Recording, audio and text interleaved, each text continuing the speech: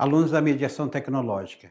Voltamos para fazer aquela rápida revisão, porque nós vamos rever a aula e vocês irão fazer a atividade. Então, na tela para vocês, para a gente não perder muito tempo não, porque nós estamos na aula 1.2, é a nossa primeira aula falando sobre a exploração, a conquista e a ocupação da Amazônia.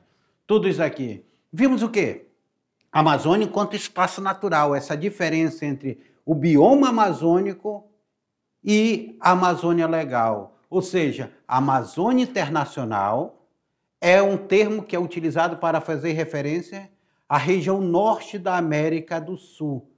Envolve outros países além do Brasil. A Amazônia é o maior bioma do Brasil. A bacia amazônica é a maior bacia hidrográfica do mundo. Vimos também que a floresta é a maior reserva de madeira tropical do mundo. Então, quando falamos em Amazônia, nós estamos envolvendo até o estado do Maranhão, o estado de Tocantins, o estado do Mato Grosso, dentro dessa Amazônia Legal, na chamada Amazônia Legal. A Ileia Amazônica é a floresta latifoliada úmida que cobre a maior parte da Amazônia da América do Sul. Esta bacia abrange 7 milhões de quilômetros quadrados. Poucos lugares do mundo são tão importantes para a sobrevivência da humanidade quanto a Amazônia. O lar de 180 etnias e povos indígenas de cerca de 14 milhões de famílias urbanas e rurais moram na Amazônia. Gente, 180 etnias diferentes de povos indígenas. Nós temos Caçupá, Caxarari, nós temos Caigangue, nós temos o Urueuauau, nós temos um monte que nós vamos ver na próxima aula. O primeiro produto a ser explorado na Amazônia foram as drogas do sertão. As drogas do sertão vindo aí de produtos trazidos da floresta, ainda no século XVII as drogas do sertão eram exploradas. Só que aí essas drogas do sertão eram castanha do Pará, guaraná, salsa e outros produtos. A mão de obra utilizada era mão de obra indígena para explorar essas drogas do sertão. E o declínio dela se deu com a descoberta de ouro no século XVIII. Quando se descobriu o ouro no século XVIII, ninguém queria mais explorar droga do sertão. Todo mundo foi na febre do ouro. E a navegação pelos rios de Rondônia, durante o século XIX, a navegação pelo trecho encachoeirado do Rio Madeira foi utilizada pelos bolivianos. O produto da região do Beni e do Madeira eram transportados em canoas para o porto de Serpa, Itacoatiara. O governo do Brasil decretou o monopólio da navegação amazônica. Aí, em 1852, aceitou uma oferta de 160 contos de réis e o monopólio passou a Irineu Evangelista de Souza, mais conhecido como Barão de Mauá. Então, isso foram os assuntos que nós trabalhamos na nossa aula de hoje. Eu vou deixar vocês agora que vocês irão fazer atividade. Eu já, depois dessa atividade feita aqui, eu volto para a gente fazer a correção. Até lá.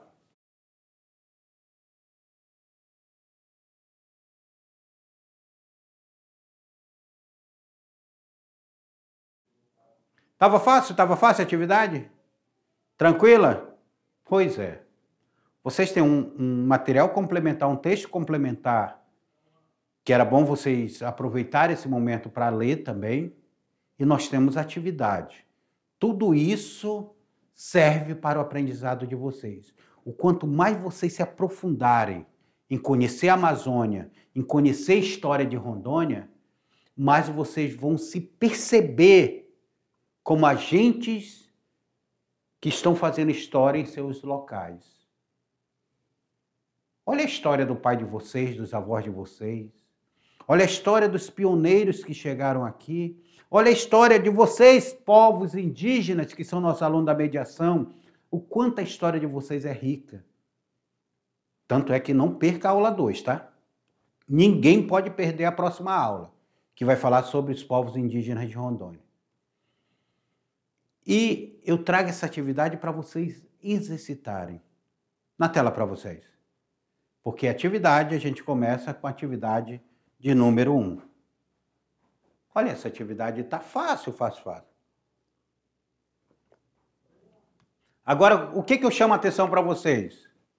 Eu chamo a atenção para vocês porque a atividade ela pede a questão incorreta. E pelo chat ali eu já vi que teve aluno que pensava que era a questão correta para marcar. E era, na realidade, a questão incorreta. Olha a atividade. A Amazônia é quase mítica. Um verde vasto mundo de águas e florestas, onde as copas das árvores imensas esconde o úmido nascimento, reprodução e morte de 1/3 das espécies que vivem sobre a Terra. Quando falamos na Amazônia, é incorreto afirmar: a Amazônia é o maior bioma do Brasil? Certo ou errado? A bacia amazônica é a maior bacia hidrográfica do mundo?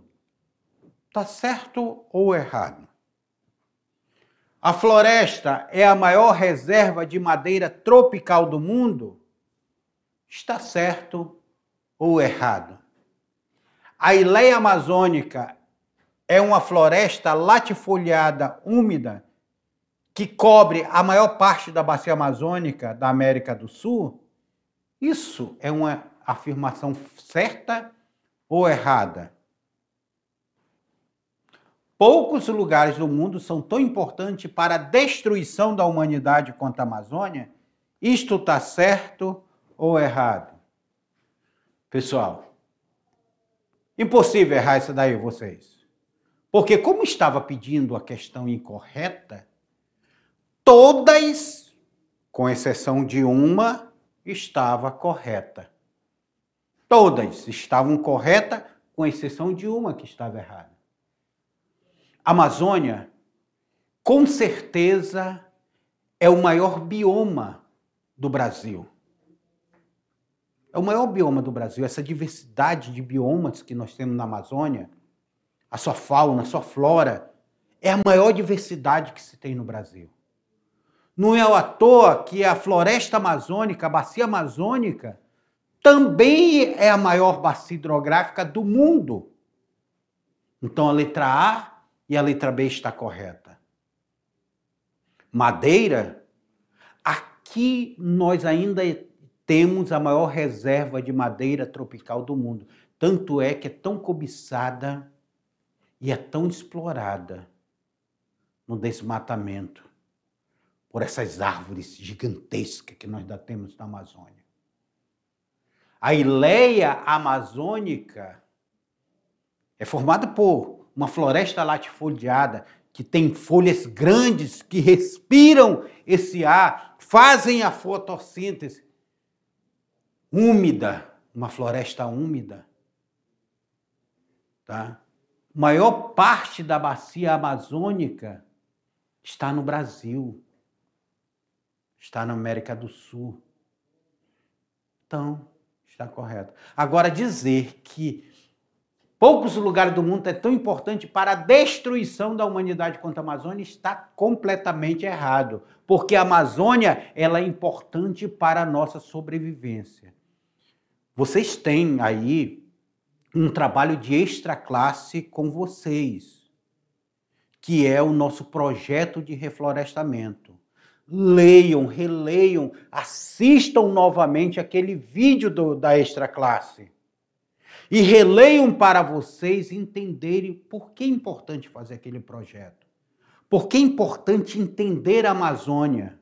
Assistam o documentário Rios Voadores que nós colocamos como atividade, que vocês vão ver que a Amazônia ela é muito importante para essa sobrevivência do ser humano. Sem a Amazônia, não tem chuva. Sem chuva, não tem rios. Sem os rios, não tem agronegócio, não tem agricultura familiar, não tem vida.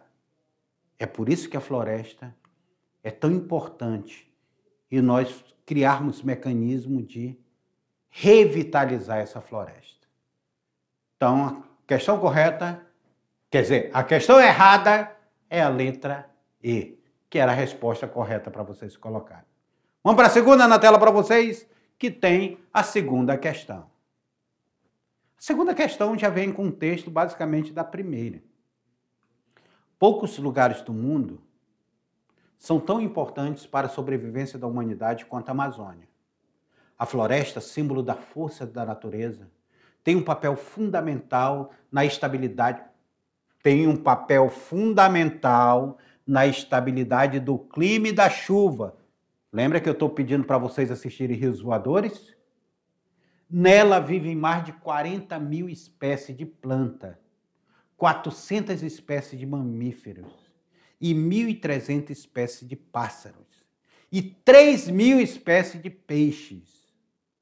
Ela também é a região que concentra 1/5 da água doce do mundo, com seus rios inigualáveis, que serve de estrada para os moradores.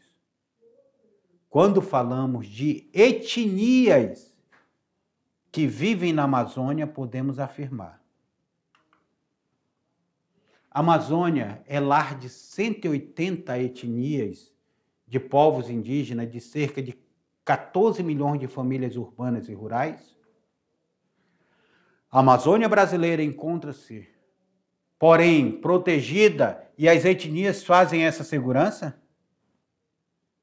Cerca de 20% das etnias que ocupam a floresta já desapareceram em um processo de migração inversa para a Europa? Pelo amor de Deus! Uma boa medida por causa da expansão das etnias seria investir no agronegócio, na extração da madeira e na infraestrutura urbana? As etnias tradicionais que moram historicamente na Amazônia só serviram para sua destruição? Meu Deus do céu! Essa também não tem como errar. Por quê? A Amazônia há uma diversidade muito grande de etnias. E muitas vezes essa diversidade ela causa conflitos pluriétnicos. Os brancos, indígenas, negros, remanescentes quilombolas causam alguns conflitos que precisam ser resolvidos. Existe o conflito que precisa ser resolvido. Mas a Amazônia é um lar de mais de 180 etnias só de povos indígenas. Além das etnias dos povos indígenas, nós temos cerca de 14 milhões de famílias que moram no campo, vocês que moram no campo, e nós aqui que moramos na cidade, fazemos parte desses 14 milhões que se encontram na Amazônia. Bora para a próxima? Que tem mais questão aí na tela para vocês. Agora uma da Unesp. Leia o texto da parte e responda. Mais de 12% das áreas original dessa vegetação já foram destruídas, devido a políticas governamentais inadequadas. Modelos inapropriados de ocupação do solo, olha aí o que ele está falando, modelos inapropriados de ocupação do solo e a pressão econômica que levou à ocupação desorganizada e o uso não sustentável dos recursos naturais. Quem levou essa ocupação desorganizada foi o governo. O outro texto, as queimadas e o desmatamento tornaram-se constantes.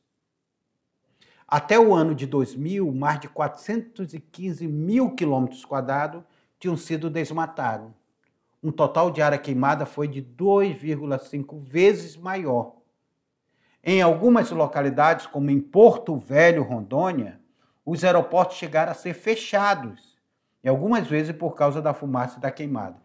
Isso é porque esse texto é de 2000. Imagine em 2014, que a gente nem conseguia respirar. Com base nas informações apresentadas, pode-se dizer que a devastação que ocorre no domínio vegetal, cujas características de ocupação são destacadas no texto, deve-se, sobretudo, à intensa exploração de madeiras que se implantou em seus domínios, atraída por incentivos fiscais, havia incentivos fiscais para esses madeireiros, que foram afetados as empresas que se instalaram no meio norte, ofertados às empresas que se instalaram no meio norte.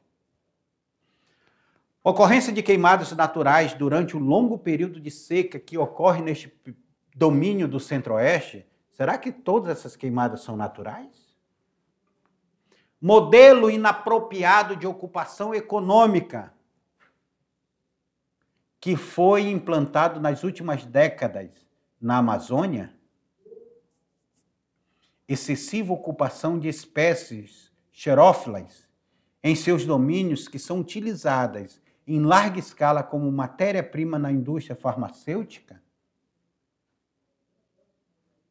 Ausência nessa paisagem vegetal de espécies hidrófilas e que favoreceu a ocorrência de queimadas em seus domínios. Pessoal, depois vocês vão fazer a pesquisa. O que são xerófilas e o que são hidrófilas? Uma já tem aqui a relação com a água e a outra tem relação de quê? Mas o processo de ocupação da Amazônia, aqui em Rondônia nós tivemos os PICs, os PADs. Infelizmente, o governo federal, quando ele colocou as pessoas para ocupar essa terra, ele disse para o agricultor: desmate, se não desmatar, você vai perder sua terra. E o agricultor chegou aqui desesperado para desmatar a floresta para poder sobreviver. Esse agricultor ele não tem culpa de ter colocado isso na cabeça. Por isso que nós precisamos fazer uma transformação agora com vocês que serão donos do sítio futuramente. Esses agricultores foram levados ao desmatamento. É por isso que foi esse modelo de ocupação econômica que foi implantado nas últimas décadas na Amazônia, é o que causa, é a base para isso daqui. O domínio vegetal, a devastação desse domínio vegetal. As pessoas chegaram devastando tudo. Rondônia, se você pegar Rondônia da década de 70, o mapa de Rondônia da década de 70 e colocar o mapa de Rondônia hoje, você se assusta. A BR-364, ela devastou tanto na sua paisagem quanto no seu braço, na sua espinha de peixe que ela abriu nas outras vicinais. Uma devastação muito grande. Hoje, terras indígenas, os parques naturais, são que ainda seguram a conservação da Amazônia. Mas muita gente tem olhado para a Amazônia como inimiga. Bora para a próxima? A última aí. Em 1616, a construção do Forte Belém deu início a uma série de expedições exploratórias pelo interior da selva amazônica. Um dos primeiros momentos, os portugueses esperavam encontrar e aprisionar índios posteriormente usados no trabalho escravo. Entretanto, a prospecção realizada acabaram possibilitando a descoberta de diversos recursos naturais que poderiam ser vendidos para o mercado consumidor europeu, as chamadas drogas do sertão. Sobre a droga do sertão, é correto afirmar. A chamada droga do sertão acabaram uma série de produtos como guaraná, cana-de-açúcar, café e soja. Isso era a droga do sertão. Portugal optou por deixar a exploração desses gêneros a cargo das missões jesuíticas que empregavam a mão de obra indígena. Os franceses dominavam a exploração das drogas do sertão com apoio dos jesuítas. Eram os franceses que dominavam. Os indígenas puderam ver sua economia crescer com o comércio de droga do sertão com os jesuítas. Os indígenas ganharam algum dinheiro com a droga do sertão. Os espanhóis impediram que os portugueses entrassem na Amazônia e explorassem a droga do sertão. Não coisava não. Pessoal, a droga do sertão, ela fica a cargo dos jesuítas com a mão de obra indígena. Então, é daqui, resposta de letra B. E eu tenho uma notícia para dar para vocês. Terminamos a nossa primeira aula. Foi muito bom estar com vocês, mas nós temos mais aula para trabalhar com vocês. nós temos os povos indígenas, os povos originários, que eu quero trabalhar com vocês. E até a próxima aula.